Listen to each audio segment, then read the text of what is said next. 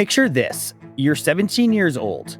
Most of your friends are stressing about college applications, maybe planning senior prom, maybe just trying to pass algebra. Meanwhile, you're standing in front of a house, truck keys in your pocket, $1,600 in cash in your hand, all from 4 hours of cleaning out someone's junk. That was the moment Joseph Lambert realized maybe skipping college wasn't the failure everyone thought it was. Maybe it was the opportunity. Fast forward a few years, and Joseph isn't just running a junk removal business. He's built a $1 million a month operation, all before most people his age finish their first internship. I'm Ryan Atkinson, and you're listening to the Outfit Podcast, where we uncover the secrets of building and running successful businesses. Today, we're diving into exactly how Joseph did it, what it really takes to build a business that fast, that young, and how an unsexy industry like junk removal might just be one of the smartest plays for young entrepreneurs. So excited for this one, Joseph. Thank you so much for being here. So excited for the insights we're going to have. Yeah, really happy to be here, Ryan. Thanks for having me. It's going to be so good. And before we dive into everything, let's just baseline. What is the junk removal business? What exactly are you guys doing? Yeah, it's very simple. People and businesses have things that they don't want anymore, and they need somebody to come take it away. Typically, they're going to lack one of three things. They're going to lack either the time to do it, the physical ability, or the means of transportation. They may lack multiple of those things as well. So they have one of those three problems and stuff they need out. They call us. I love it. And we're going to talk about that. So listeners, stay tuned. But let's rewind a bit. What was life like for you growing up? Were you always working? Did business come later? Would love to hear about your origin story before we dive into Joseph Lambert. Sure. So my story is oldest of five kids. We're all pretty close in age. So everybody's about 2 years apart. And kind of one of the big, pivot points for me was when my parents got divorced when I was at age 12. And for me, everybody processes that a little bit differently. But for me, kind of like an outlet for me was getting to work. So I started in construction. 12 to 14 hour day was normal. So I learned quickly what working hard in hot conditions actually looks like. So starting construction, mowed lawns, did really anything, any home service somebody would pay me to do. So I experimented with most things under the sun. And then at 17, kind of fell into the junk removal business as you hit on in your intro. That customer who paid me $1,600 to remove stuff took us 4 hours. She was actually a former landscaping client of mine. So we did that job. And then I realized that this industry was a lot simpler and a lot more scalable than some of the other services I had tried. So went all in on junk removal. It was really blessed from a timing perspective that COVID hit not too much later. So our business grew tremendously throughout COVID. But we also, had the privilege of really having some amazing team members join us in the years to follow. So we were able to build an incredible business because of that great team. And then in the last 2 years, we took the business really to the next level because we were acquired by a group called Allied Junk Partners, which acquired some other businesses as well. So now we're part of a larger group that's backed by private equity, which really adds a whole new element of sophistication and upside to the business. So very thankful to be on the ride personally, but also it's been a privilege for our team to get to grow throughout so many different levels of the business.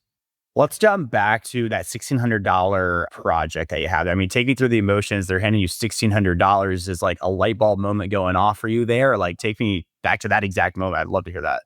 The dollar amount wasn't what caught my attention. I'd done other jobs before for a lot more than that. Now, $1,600 is still a lot of money. It's a lot of money to me today, and it always will be. However, what really stuck out to me about that job was the simplicity and the speed at which we earned it. And that made me realize, this is a repeatable process, and it's also a very simple process. Why do those things matter? I can, see a path forward for training a team that can do this over and over again and training them quickly, but also, being able to hire really good people that are going to take really, really good care of our customers. I think that's going to be a lot more achievable because we're less focused on the skill to actually do the work. So I saw a lot of pros just because of the simplicity of it. And then, that started their journey of jumping in junk removal all the way. I love it. Well, let's talk about that. And let's get actual for our viewers here. If you had to rewind the clock on your very early days of junk removal and had to tell someone that's interested in the same line of business, same industry, what would you tell them on like best practices to get started? What must they get right when starting a junk removal business? That is a loaded question. We could sit here for 2 hours and go through systems and processes. I think a couple things. First of all, you've got to get really good at marketing and sales. That's going to be the biggest challenge at the beginning is just how do you get cash in the door? The second thing is leadership. If you aren't a great leader, then, you're not going to go, I think, very far really in any industry, because if you can't build a team, you're never going to scale. So I would say, learning marketing and sales, learning leadership. I would also say find a really good mentor. However old you are, I follow the rule of 20. Go find somebody that's 20 years older than you that you admire, and go ask them to spend a little bit of time with you, just sharing their wisdom. Especially if you're a young guy and you think you can just figure it all out, you're going to fall on your face a lot. So find somebody who's a lot wiser than you. So mentorship, learn to be a great leader. From a leadership standpoint, there's a lot of great books out there. I would read every book somebody recommends to you. That's my personal rule. Somebody recommends a book, I just buy it. That's my rule. And then obviously, learn sales and marketing. That's kind of getting started. There's a lot more that comes on when you hit $500,000 in revenue, $1 million in revenue, $3 million in revenue, but those would be the starters. Let's really zoom in on sales and marketing. That's what a lot of our audience cares about. So let's talk to them here. To get your first few clients, what did you do and what would you now recommend people to do to get their first few clients in the junk removal business? What we did is we had this philosophy that the most important part of every job was not actually the job itself. So just to kind of set the groundwork here, if we go out to do a job and that job is a $500 job for us, the most important thing is not collecting that $500. The most important thing is absolutely blowing this customer away with our experience and making it so that they're going to refer us to their 5 neighbors, families, and friends who might be able to use our service. That was really what helped us grow a lot organically in the beginning and now today. So how do we do that practically? There's a couple things. So first of all, we try to get a review from every single customer. That's a non-negotiable. We also give every customer a loyalty magnet that they can stick on their fridge. It's a billboard on their fridge. It's the cheapest billboard you can ever buy. And then also we do soft follow-ups every quarter with our entire customer list, just asking if there's any way we can serve them.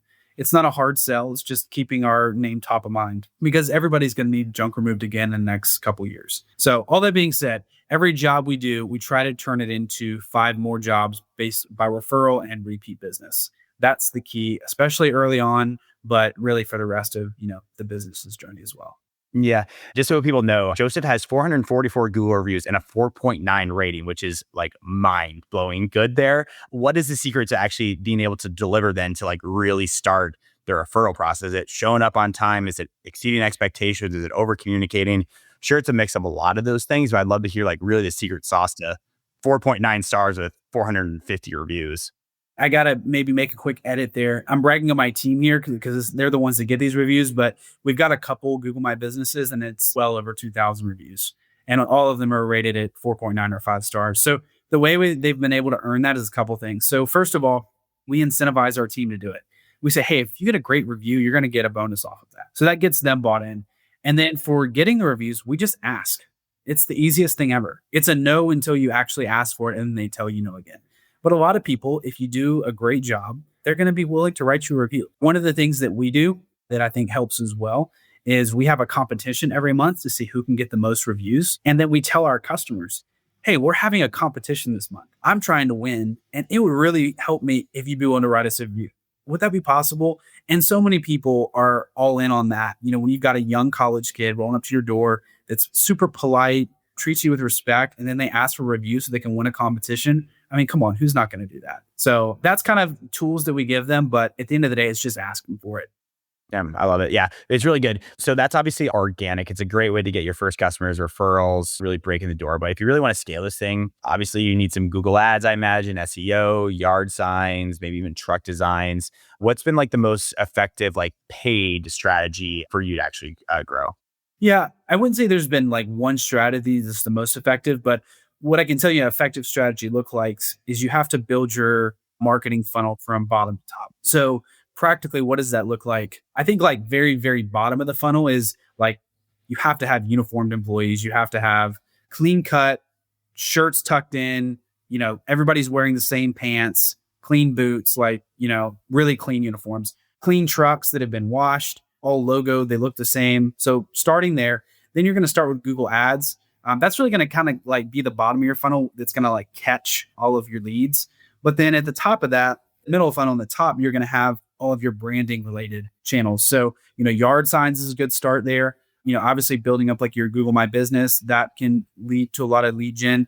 The very top of the funnel, billboards, TV and radio are really powerful ways to enhance your brand. Obviously, there's a barrier to entry there, so you can't necessarily start there. but you really want to build this diverse funnel where ideally like 50% is going towards those branding top of funnel type sources. And then you've got, the rest of it's going to be split between stuff towards the bottom, like Google Ads, SEO, web development, those type of things.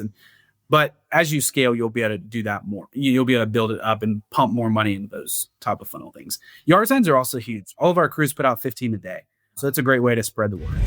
Most people spend months, sometimes years, just thinking about starting a business. But what if you could do it in just 10 days? That's exactly what the 10-day business launch plan is designed for. It's a step-by-step roadmap that takes you from idea to real operational business in just 10 days. Click the link in the description below and get ready with your business. We're going to stay on marketing, but I'm going to ask how you budget this specifically. You sell something for $100. Let's just keep it simple math. Is whatever going to payroll, $15 going to marketing, or how do you guys budget that? I'm just out of curiosity on how you do it on your end. Yeah, I mean, for us as a business that's north of $10 million a year, it looks very different than if you're a startup. So, if you're a startup, I think the general rule of thumb is pay yourself as little as humanly possible and throw as much into marketing as possible. Don't be the guy that pays yourself $200,000 a year and then just kind of like, squeezes as little into the business as possible. Once you're a more mature business, your marketing spend is going to usually be south of 15%, depending on market. So some markets are going to be like, 12, 13%. Some will be as low as 6, 7, 8%. But it really depends on the market you're in. But, I can tell you for me in the early days, when I was really growing the business, years 1 through 3, I was putting 20 to 30% into marketing. Now, I was a really young kid, who had cheap rent, didn't buy nice things. And I, could more or less afford to do that. I didn't have mouths to feed and a family. But I would say general rule of thumb when you're starting the business, pay yourself as little as possible, keep overhead very low, and then pump as much into, marketing and sales as you can. Really good. Staying on that same thread then, I know you mentioned a bunch like billboards, obviously like uniformed people, Google Ads, SEO. If you could only invest in one when you're starting out, is there one that you would only invest in to begin with? I would start with a website. You got to think of this though as building blocks. It's not like one of these is going to do it for you per se. I would say if you're going to invest in something outside of yourself, it's going to be a website. But to be honest with you, you are the best marketer there is. And also your marketing is free. So it doesn't cost you anything, maybe except gas to go to a local networking meeting or to knock on doors or to put out, stand on the side of the street and hold your yard sign and wave at people. So a lot of that is really what gets the business off the ground in the beginning. Also, leverage your personal network. I remember, when I was starting out, I would text every single person on my phone and somehow I had 2,000 contacts. That's a customer list right there. So you got to be really creative in the beginning, and a lot of kind of that scrappiness is going to just be creative ideas you come up with. It may not be traditional marketing like you do when you're a more mature business. But by golly, just look for friggin' opportunities and capitalize on every one of them that you can. Yeah, really good stuff right there. Another important part to your operation is repeat clients. Everyone wants repeat clients. It's really a key to grow. It says here 35% of your business is actually repeat clients, which is incredible. What are the little things your team does, right, to make that experience so memorable where people want to come back to you? Give us some actual advice here for our listeners. Yeah, so it starts with who you hire. My rule of thumb is I would never hire anybody I wouldn't feel comfortable sending to my mom's house. So from an appearance standpoint, I'll let your listeners read between the lines here, but you want somebody that's very presentable, somebody that looks professional. Think of, a Chick-fil-A employee.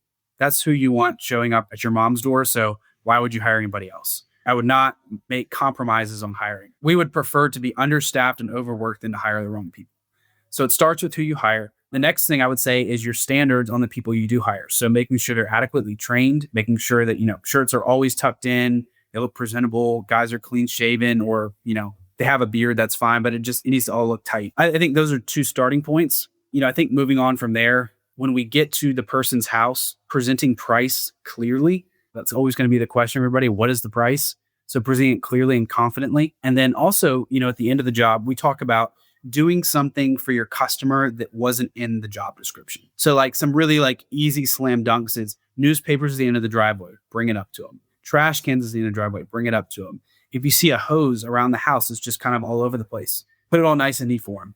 We always sweep. Those are little things that generally nobody is expecting you to do, but it goes above and beyond. Afterwards, we send a handwritten thank you card to every single customer. Sending handwritten thank you cards isn't entirely unique. I think something we've done that is fairly unique is it's not written by somebody in the office. It's actually written by the guys who service the customer that day. And we have a huge emphasis on writing personal thank you cards that somehow highlight something about that job, or like, Mrs. Jones gave them cookies while they were at the job, which happens, believe it or not, quite a bit. Then we say, Mrs. Jones, thank you so much for those cookies. It was such a joy to serve you today. If there's anything we can do to help you in the future, just please let us know. And that's from Mike and Matt, who actually came out to you that day. It's not just some generic message that we copy on 1,000 thank you cards. So those are some of the little things that I think we do to go above and beyond. But there's obviously the things you have to do, like you have to show up on time. You have to be competitive with your pricing. You have to be friendly over the phone. So those things as well. I love the handwritten note. I was reading on Twitter one time from Nick Huber. I know you may know who that is. You might know a lot. I think he's actually Atlantic based, but he was saying when you're starting off, like do things that are unscalable, and handwritten notes are a great unscalable thing to do, but it just adds so much more to the experience. Love to hear like any other unscalable things that your team does that like really helps you stand out when it comes to giving that customer a great experience. I might push back on Nick with that. I think it is scalable. That's right. If it's not scalable, then you maybe in the wrong business. But yeah, I told somebody yesterday, there's two things you can never do too much. And I said this in the context of family, but I think maybe using different words, you can say it a different way. But you can never say, I love you, and too many times and write too many thank you cards. And maybe in a business context, you can never say, I appreciate you too much and write too many thank you cards. So it's a great philosophy there. Let's transition into revenue and growth here. Because at one point you scaled from 4 U-Haul trucks, about $60K a month or whatever, but realized it wasn't profitable. What did that teach you about growth versus smart growth? Yeah, it teaches me, that first of all, top line is for vanity, bottom line is for sanity. Saying, well, we do this much in revenue. Congratulations, but what matters is how much is left at the bottom. So chase the bottom line. And how do you chase the bottom line? Because that's not an unheard of concept, but what does it really look like? You've got to get really good at managing your P&L. You got to understand what it is. You got to understand what your costs of goods sold are, exactly what percentages those need to be at. You've got to have a really good understanding of your overhead and how the seasonality of your business or lack thereof is going to impact your overhead. Can you afford your overhead? Just because you can afford it for us in July doesn't mean you can afford it in December. So I think really good P&L management is really key. And then honestly, distilling your P&L down into clear KPIs for your team is essential. So, we have kind of dumbed down P&Ls that guys fill out every single day. So when a guy moves into management, he already knows what labor and disposal and insurance and fuel, what percentages, those should be in the business. So getting the whole team bought in on the numbers of the business and understanding them is crucial. You're not going to create a profitable business without it. Are you personally, as like the CEO president, are you tracking this daily as well, understanding exactly what you guys profited that day, what you lost that day? Would love to hear that as well. Because I think honestly, knowing your numbers, we just had another podcast as well. Knowing your numbers is critical to growth. You have to know exactly how much you're making, how much you're spending, what your overhead is if you truly want to grow. So I'd love to hear from Joseph Lambert, how much are you looking at the P&L? Is it daily for you, or what advice do you have there? Every day we have a report that comes out that's kind of like an estimate of that day, but it's not final numbers because sometimes you may have crews getting in late, and that comes in around 6:00. So that gives leadership kind of a snapshot of that day. Then the following morning, usually before noon, we're going to get a report from the previous day that shows, all of the costs we had for that day, the revenue that we brought in, a much more detailed report. Now, that's not a true P&L because that's not going to account for our fixed expenses. It's just going to be really our COGS. And that just gives us a great snapshot of daily performance. And then in our weekly staff meeting, we're going to go over more in-depth numbers that are going to simulate much more of a true P&L. But then to be honest with you, you don't really get a full P&L until the books are closed for the month, just because, there's accruals that have to go into that. You got to factor for depreciation, amortization, interest expense, some of those things. It's just not truly feasible to look at those on a monthly basis or on a weekly basis, more so just on a monthly basis. But we've basically figured out okay, what are the numbers we can control on a daily basis? And those are the numbers we need to see on a daily basis. If our interest expense or our insurance is going to be the same bill every single month, then we know that. There's no point in seeing that every. So for me, what I would advise guys to do is say, okay, what are the businesses or the numbers you can control today that will make you successful? follow those on a daily basis. And then say, what are the numbers on a weekly basis you control? Follow those on a weekly basis. And then you can look at the rest of them on a monthly basis. Yeah, it's so important to like know your number. I was literally just for my own company. I ran our whole June expense yesterday and just gives you such a good idea about like where you're ending up at. It is something truly like I should be doing weekly, but I do it monthly, where you're throwing dollars at here. Something for you as well, balancing growth of like a lean team, because 1 million a month is obviously super impressive. You're at 150K and EBITDA. You care about profitability. I mean, how do you balance that growth of like spending marketing, but also with like staying lean? We've got a phenomenal finance team. Our controller who leads that, I think he leads the charge with making sure that we manage our cash, adequately. And then, when we have cash, we can invest it. We're paying down our debt. So I think, it really starts there and having a really good budget that's built out that we stick to, and to be honest with you, like some of it's gut, like sometimes there's a certain market that we feel good about and we'll say, hey, we're going to invest a little bit in that market. We don't like have a ton of data to back it up, but we're entrepreneurs and, we just see the potential there. So there is an element of that, but generally speaking, everything we do needs to be largely data driven. So we need to have some, concrete reasons for why we do that. And at the end of the day, like, I see my job as stewarding the team that we have in Atlanta and, across all of our locations. People are counting on paychecks every week for their families. So we need to steward our resources so that we can continue to operate this business and help them provide for their families. So, we want to be aggressive, obviously, but we also don't want to be foolish. Yeah, it's really inspiring to hear like how much, $1 million a month in revenue is like just mind blowing. So for the other young entrepreneurs listening, especially those considering those like unsexy industries, such as like a junk removal, they're not doing SaaS, they're not running to San Francisco to get an AI bot. I don't know. What's your best advice for building something big early on in your career? I don't know that I would advise somebody to build something big early on in their career. I would advise you just to be consistent and be faithful with what's in front of you. Just work really hard and put yourself around smart people. And, if you do that, the size will come. But I think if you're trying to make $1 million and that's like you just want to be a millionaire, I don't think that's the right way to do it. I'll be honest with you, like you'll get there and you'll realize, okay, well, great. There was 15 seconds where the check hit my account and now like, what do? I got to go back to my job. Money's not the end all be all. What is truly fulfilling is, changing people's lives by pouring into your team and creating opportunities and caring for your customers. I think those are the things I would recommend people to chase. And if you do those things really well, then the dollars will follow.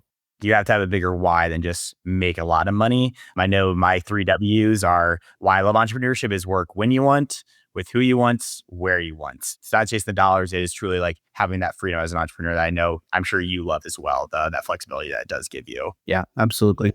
Awesome. Well, let's dive into our Fan Blitz questions. This is our last segment. These are questions submitted from our community. Just ready for our last 5 questions here? Let's go. Number 1, what's the single most important marketing channel for junk removal right now? Google Ads. Google Ads, like it. For young entrepreneurs, what's the one thing they must track in their business from day one? Labor expense. If someone has $5,000 to start a service business, where should they spend it first? I would go rent a truck and start knocking on doors. What's your go-to strategy for getting repeat business? Get a review and ask for a referral. Then biggest mistake you see small business owners make when it comes to hiring? They compromise on hiring and hire somebody that they wouldn't feel comfortable sending to their mother's home. Just don't compromise on hiring. Hire the best. I love it. Joseph, thank you so much for your time today. This has been amazing. You're doing some amazing stuff. So thank you for all the actual advice that you gave us. If someone's like, holy smokes, I need to learn more about Joseph, where can they connect with you and learn more about you? Yeah, just email me, joseph@josephsjunkremoval.com, or just text me, 404-323-6327. I love it. Joseph, thank you so much for your time today.